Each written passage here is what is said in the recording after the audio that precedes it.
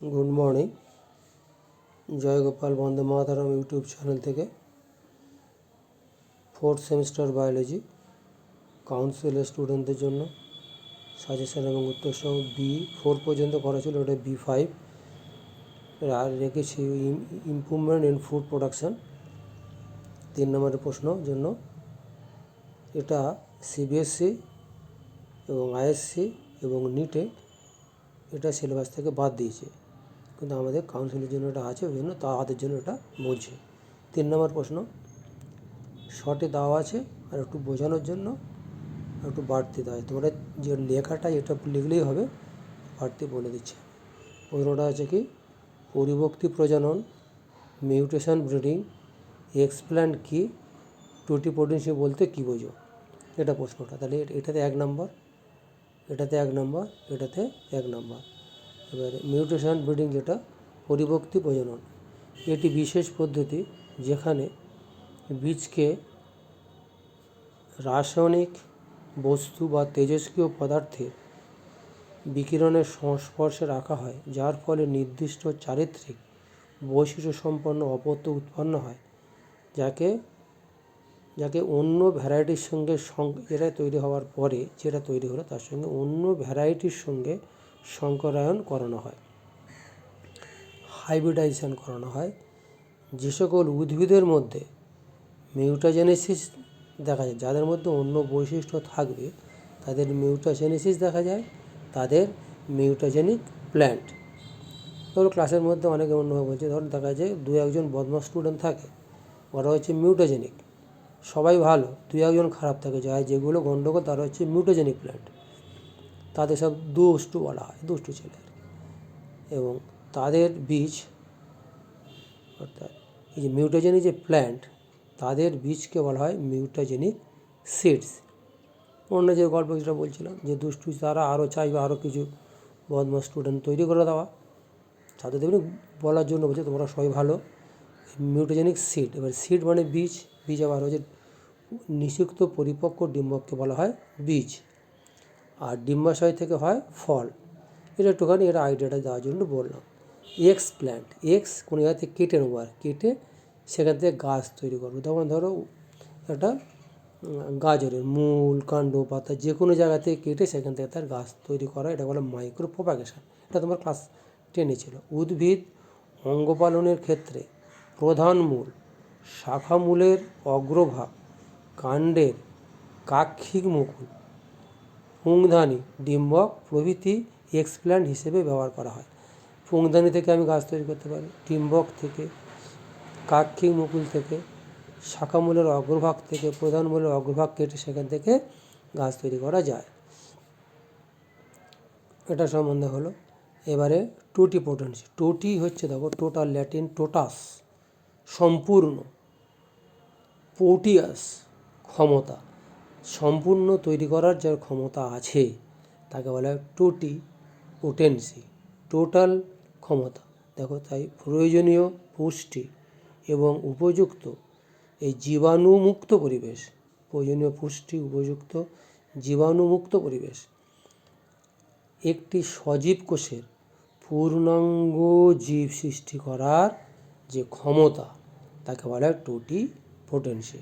কীভাবে করা যায় দেখো, যেমন উদ্ভিদের সকল কোষের টোটিপোটেন্সি রয়েছে, এই যেটা বললাম, যে কোনো জায়গাতে কেটে আমি সেটা তৈরি করতে পারছি। কিন্তু প্রাণীদের শুধুমাত্র জাইগোটের ক্ষেত্রে টোটিপোটেন্সি দেখা হয়। জাইগোট সম্বন্ধে জানো কি, শুক্রাণু ডিম্বাণুর মিলনের ফলে যেটা হয়, জাইগোট হচ্ছে 2n ডিপ্লয়েড সেল। এটুকু জানলে তোমরা আর তোমাদের বলতে লাগবে না, তোমরা 12-এ পড়ো, তোমাদের 11-এ এ সম্বন্ধে রিপ্রোডাকশানে ছিল টোটিপোটেন্সি। এবার এটাকে ব্যাখ্যা করার জন্য একটুখানি বলছি, যদি কেউ দিতে পারো লাগবে না, তবু একটু বলছি বোঝানোর জন্য, যেহেতু একটু ভিডিও করেছি ভালো করে। Explant in vivo vegetative propagules, explant in vitro on in vitro cultures, mutagen treatment, mutagen সম্বন্ধে বলে দেওয়া হয়েছে, দুটো এখানে নেওয়া হয়েছে। মাল্টিপ্লিকেশান হলো in vivo M1V1 to M1V4, in vitro subculture M1 B1 to M1 B4 with or without selection plant regeneration mutated plant, এই মিউটেটেড হয়ে গেল, অন্য ধরনের জিনিস তৈরি হয়ে গেল। হয়ে যাওয়ার পরে ল্যাবেতে সিলেকশান করা হলো, কোনটা ভালো মন্দ সিলেকশান করে নেওয়া হলো, এই মিউটেটেড আইডেন্টিফাইড করা হয়ে গেল। ওটা দিলে এটা দিলে হয়ে গেল, এটা ছবি দেওয়ার দরকার নেই, ওইটুকু লিখবে বোঝার জন্য।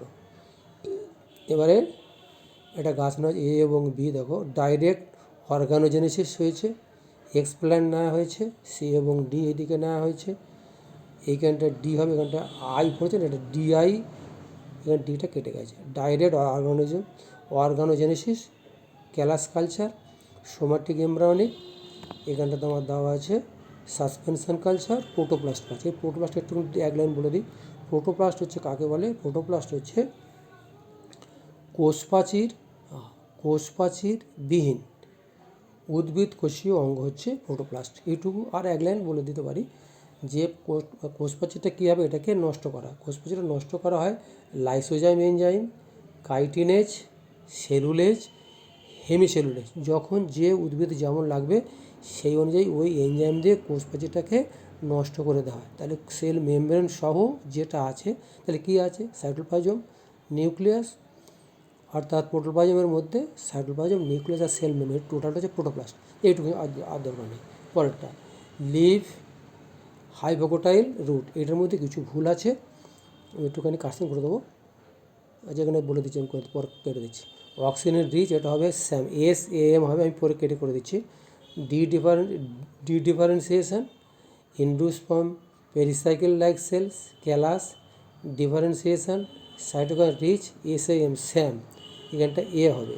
ডিফারেন্সিয়েশন অক্সিন রিচ, এটা হচ্ছে র্যাম, এটা আছে এখানে RA, এখানটা আইটা কাটা যাবে, RAM, পরে আমি কেটে দিচ্ছি।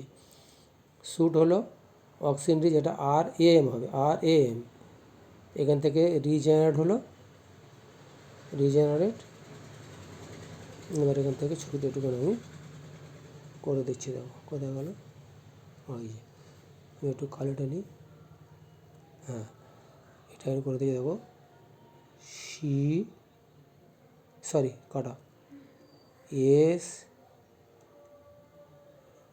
SA, কোথায় গেল, প্র্যাকটিস নেই, SM। এটা মানে হচ্ছে শুট এপিকাল মেরিস্টেম, এটা কাণ্ডের দিকে থাকছে, এটাও তাই, এটা কেটে দাও, SAM, শুট এপিকাল মেরিস্টেম। এদিকে এই যেটা রিম আছে, এটা আমি আরটাকে কাটলাম, আইটাকে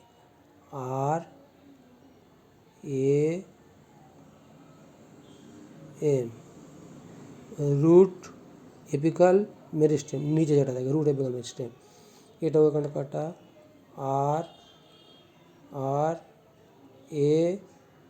RAM, রুট এপিকাল মেরিস্টেম হয়ে গেল। এবার এটার সম্বন্ধে যদি একটুখানি বোঝাতে চাই, দেখো আমি একটুখানি যদি একটু বাড়তি তোমাদের বলে দিই, এটা MSc জিনিস, BSc MSc জিনিস, তুমি একটুখানি জানা দরকার। বলি যখন ফেললাম, দেখো একটা গ্রাউন্ড লেভেল হলো, দেখে যাচ্ছ, একটা গ্রাউন্ড লেভেলে এর নিচে বীজটা আছে, এই বীজটা রয়েছে, সিট গ্রাউন্ড লেভেল।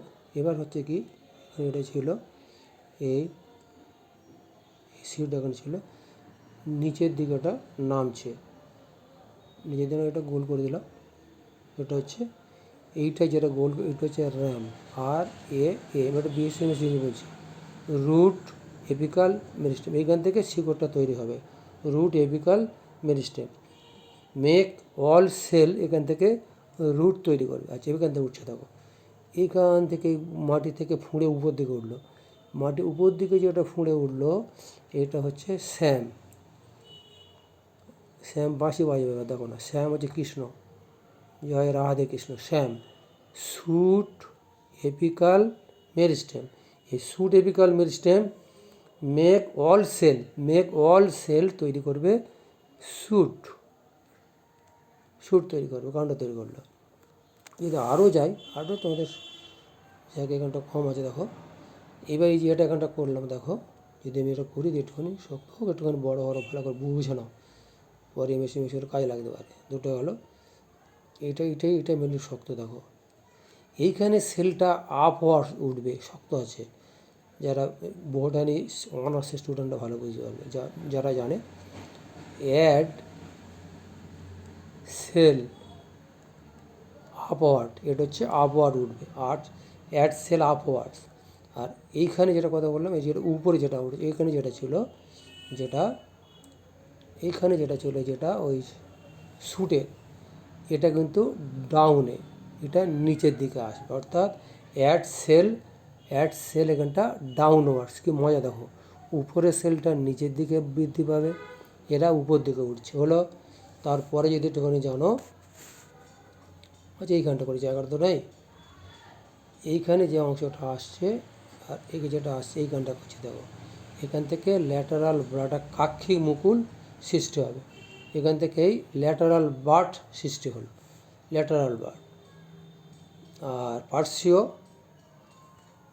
আর একদম মাথা থেকে যদি এরকমটা করি, এর মাথা থেকে যদি এখানে ওঠে অ্যাক্সিলারি বার্ট, সরি এই অ্যাক্সিলারি বা ল্যাটারাল বার্ট এখান থেকে এটা তৈরি করছে। অর্থাৎ এটা উপরের দিকে অংশ, যেটা বললাম শ্যুট এপিকাল, ওর বৃদ্ধিটা নিচের দিকে, আর এর যে বৃদ্ধিটা হবে উপরের দিকে, এই মোটামুটি। আর রুটের এই জায়গাটা বলা হয় র্যাডিক্যাল সম্বন্ধে বললাম এই। আর এই কাণ্ডের এইখানে যেটা হচ্ছে এটা প্লুমুল, প্লুমুল মানে কাণ্ড, PLUML, প্লুমুল, PLUMUL, প্লুমুল মানে কাণ্ডের অংশটা, আর র্যাডিক্যাল হচ্ছে মূলের অংশটা। এই মোটামুটি হলো। আমরা সবাইকে, তোমার এই যেটা একটু জাস্ট বাড়তি বললাম, তোমাদের ওটা লাগবে না, জাস্ট বোঝার জন্য একটুখানি বোঝানোর চেষ্টা করলাম। এখানে এটা ভুল আছে বললাম, এটা শ্যাম করে দেবে, এটা শ্যাম করে দেবে, এটা রাম করে দেবে, এটা রাম। রুট এপিকাল মেশটা একটু জাস্ট বোটানি স্টুডেন্ট যারা আছে তারা জন্য একটু বাড়তি বললাম, যারা জন্য আছে। এটা এই পর্যন্ত রাখলাম। সবাইকে ধন্যবাদ জানিয়ে, ভালো লাগলে এটা সাবস্ক্রাইব করো, লাইক করো। তোমাদের পরীক্ষায় 20 তারিখ তো আছে, আমি চেষ্টা করবো সবটা তার আগে ডাউনলোড করে দেওয়ার জন্য। সবাইকে ধন্যবাদ জানিয়ে শেষ করছি। একটু তোমরা আমাকে লাইক করো, তাতে আমি আনন্দ পাবো। রাখলাম।